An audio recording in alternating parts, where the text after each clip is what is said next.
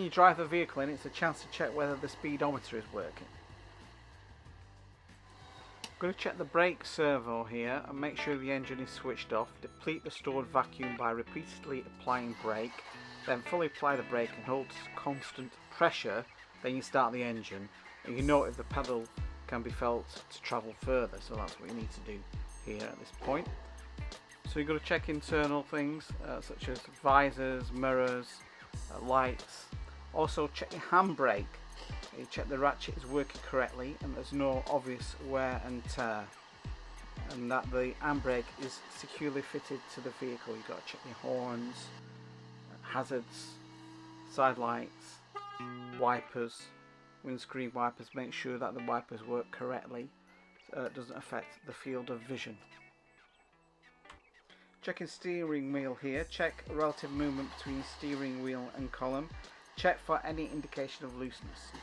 Driver's seat, check that it remains secure in several positions. Seat adjustment must incorporate an automatic locking system, so you're looking for a defective structure in the seat. With regards to the passenger seat, you should only consider a passenger seat structure defective if it's likely to cause injury.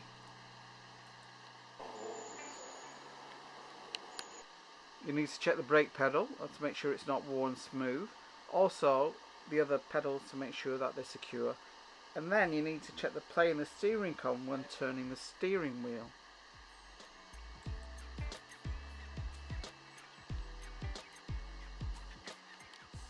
Check the lights in the vehicle. You'll need an assistant to help you for this. Check the side lights, headlights, indicators, main beam, hazards with and without lights. Also check the hazards with and without the engine on. So basically you're looking for defective lenses and lamps, and make sure that they're fitted correctly and attached and not likely to become detached, to make sure that they're operating correctly. Seat belt security. You must inspect anchorage points for all seat belts fitted. A seat belt anchorage prescribed area includes the seat mounting points where a seat belt is attached to a seat frame. You are checking to make sure the strength or continuity of load is not significantly reduced or inadequately repaired, or that the anchorage is likely to become detached in the event of a collision, or the seat belt anchorage is loose. You must check visible parts of all seat belt fitted and all child seat restraints fitted. On checking the seat belt buckle, fasten the belt locking mechanism. Try to pull the lock sections apart. Press the release mechanism while pulling the belt. Make sure the mechanism releases when required. For retracting belts, check that the excess webbing is wound into the retracting unit with the mechanism fastened and the seat unoccupied. Check this with seat base set at its rearmost position. Make sure no seat belt that is required is missing, that the belt or flexible stalk is damaged, or that the webbing or flexible stalk is significantly stretched or weakened. You are also checking if the seat belt is functioning correctly or of the correct type. Check for the seat belt missing buckles, damage or non-functioning as required, and that the seat belt retractor is functioning correctly.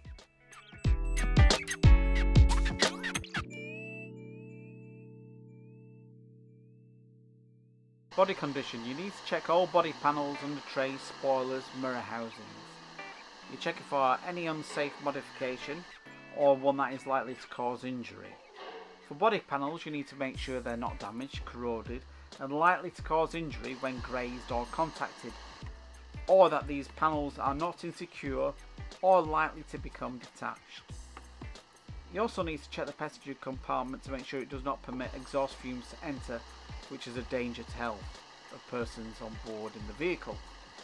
Check the body of the vehicle to ensure that there is no unsafe modification and one that is likely to adversely affect the braking and steering of the vehicle. Make sure boot lid, tailgate, loading door can be secured in the closed position. Just a little note, when checking hinges and doors and catches and pillars for deterioration, you should only reject if it causes the door not to work as intended. Brake light, indicator right, indicator left, fog light,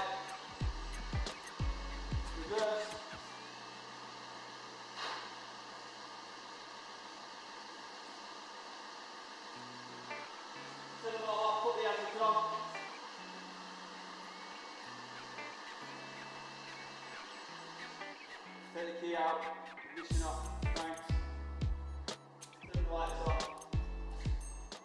Then you can check the condition of the near side of the vehicle.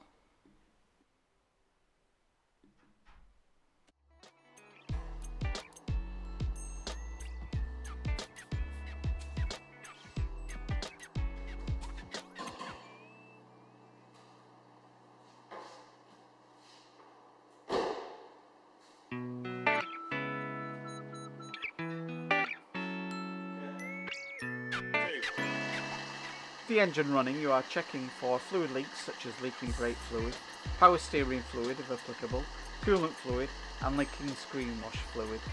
So you're looking for any leak that is excessive and likely to cause harm to the environment or pose as a safety risk to other road users. You're also looking for any continuous leaks which are likely to pose serious risk to road safety.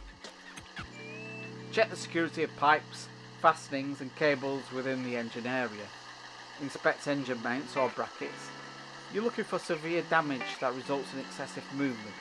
Look for fractures, worn mounts or any missing component within the engine area. Check the operation of the steering rack, ensuring it's safely mounted and there's no excessive movement in the operation of the steering, making sure the steering gaiters are secure and not split or leaking. Once you've done this, check the battery is secure, while also checking the internal body of the engine compartment is secure and there's no issues in the panelling within this construction.